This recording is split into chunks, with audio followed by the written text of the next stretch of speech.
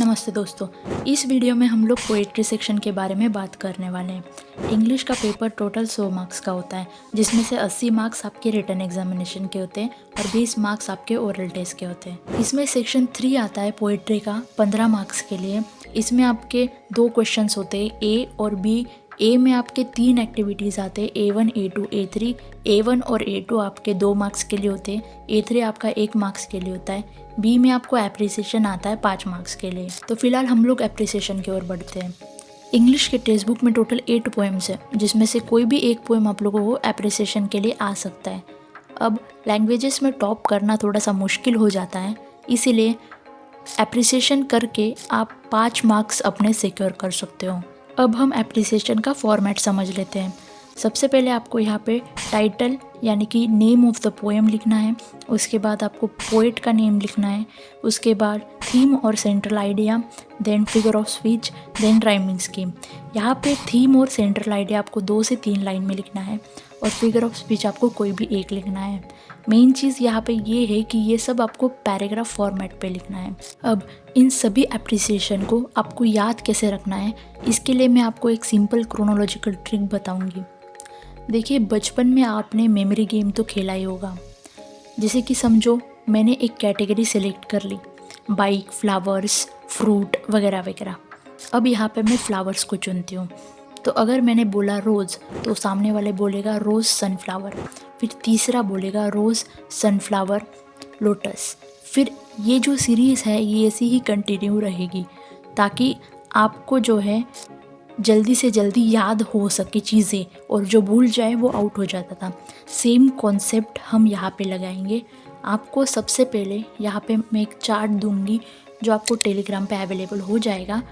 उस चार्ट को आपको आपके स्टडी रूम में लगाना है और आप अपने नोटबुक में भी उसको लिख सकते हो, ताकि जब स्कूल में जाओ तब भी रिवीजन हो जाए और जब घर पे बैठो तब भी रिवीजन हो जाए। सबसे पहले आपको फर्स्ट कॉलम में पोएम का नेम यानी कि टाइटल लिखना है, वो भी क्रोनोलॉजिकल ऑर्डर में यानी कि नंबर वाइज लिखना है। तो पहले आप सिर्फ टाइटल पे फोकस करो, टाइटल लिख लो और उसको याद करो। यानी कि पहले पोएम का टाइटल याद करो, उसके बाद सेकेंड पोएम का, फिर थर्ड, ऐसे करके 8 पोएम का आपको लर्न करना है, सिर्फ कॉलम वाइज। ओके, देन जब आपका कॉलम हो जाए तो आपको सेकेंड कॉलम पे मूव करना है, यानी कि आपको पोएट का नेम लर्न करना है। अब आपको यहाँ पे आप फर्स्ट रो में जो टाइटल है पहला पोएम का उसको बोलिए, फिर उसके बाद आप जब उसके पोएट का नेम है उसको बोलिए। फिर आप सेकेंड रो पे शिफ्ट हो जाइए, फिर सेकेंड पोएम का टाइटल, फिर उसके पोएट का नेम, ऐसे करके आप कॉलम वाइज नीचे आइए। अब जब आपका दोनों कॉलम हो जाए तो आप थर्ड कॉलम पे शिफ्ट होइए। थर्ड कॉलम पे आपको राइमिंग स्कीम मिल जाएगा। अब आप पहले रो के पोएम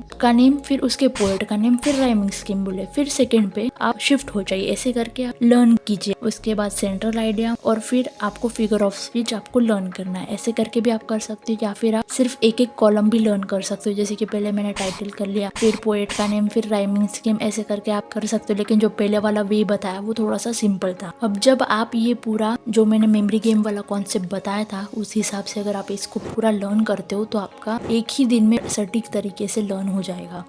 अब हम आगे बढ़ते हैं एक्टिविटी की तरफ। क्वेश्चन नंबर ए में आपको एक्टिविटीज देखने को मिल जाती है, जैसे कि वेब चेन या फिर राइमिंग स्कीम। यहाँ पे आपकी एक पोएम पे आप लोगों को एक्टिविटी बेस्ड क्वेश्चन आएंगे और दूसरी पोएम पे आप लोगों को एप्रिसिएशन आएगा, यानी कि टोटल 2 पोएम आप लोगों को पेपर में आएंगे। एक्टिविटी बेस्ड क्वेश्चन में आप लोगों को पोएम का मीनिंग समझना बहुत ही ज्यादा जरूरी हो जाता है। आपको स्कूल में अगर पूछा जाए कि इस स्टांजा का मीनिंग क्या है या फिर इसको एक्सप्लेन करो, तो वो आपसे होता नहीं है। इसके लिए आपको मीनिंग समझना जरूरी है। जो भी पोएम्स है, सारी की सारी पोएम्स, आपकी जो भी नोटबुक है उसमें आप उसका पूरा मीनिंग लिख लो। अगर आपका अच्छा खासा हो रहा है तो आप टेक्स्ट बुक में ही उन वर्ड्स के मीनिंग लिखना शुरू कर दो। अगर कोई वर्ड आपको न्यू लग रहा है तो उस वर्ड की जन्म कुंडली निकाल लो गूगल से, उसका सिनोनिम एंटोनिम्स क्या है पूरा निकाल लो। अब आप 8 पोएम्स का पूरा मीनिंग समझ लेते हो, पूरी तरीके से याद कर लेते हो। लर्न नहीं करना है, सिर्फ मीनिंग समझ लो, ठीक है। अब एक और चीज़ जो एप्रिसिएशन में हमने चार्ट में देखा था, फिगर ऑफ स्पीच।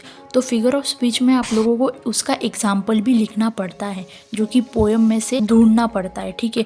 अब चार्ट में अगर आप लर्न कर पाते हो तो इतनी बड़ी लाइन आप कर लेते हो, लेकिन कुछ बच्चों को वो जब एग्जाम में जाते हैं तो वहाँ पे भूल जाते हैं कि स्टार्टिंग क्या था वगैरह वगैरह, होता है ऐसा। तो जब आप एक्टिविटी बेस्ड क्वेश्चंस के लिए जब पोएम रिवाइज कर रहे होते हो तो वहीं पे आप जो भी एग्जाम्पल है उस पोएम का, ठीक है, फिगर ऑफ स्पीच जो आपने लर्न किया है उसको आप स्पॉट कर लो कि हाँ याद रख लो कि इस स्टांजा में इस लाइन पे वो एग्जाम्पल आता है, वो लाइन यहाँ से स्टार्ट होती है एग्जाम्पल वाली, ताकि जब आप एग्जाम में अप्रिसिएशन लिखो, फिगर ऑफ स्पीच आपको याद आ रहा है लेकिन एग्जाम्पल नहीं याद आ रहा, तो आप पोएम में देख के उसको लिख सकते हो। ठीक है, सिंपल मतलब सिली मिस्टेक हो जाती तो हमको वही नहीं करनी है।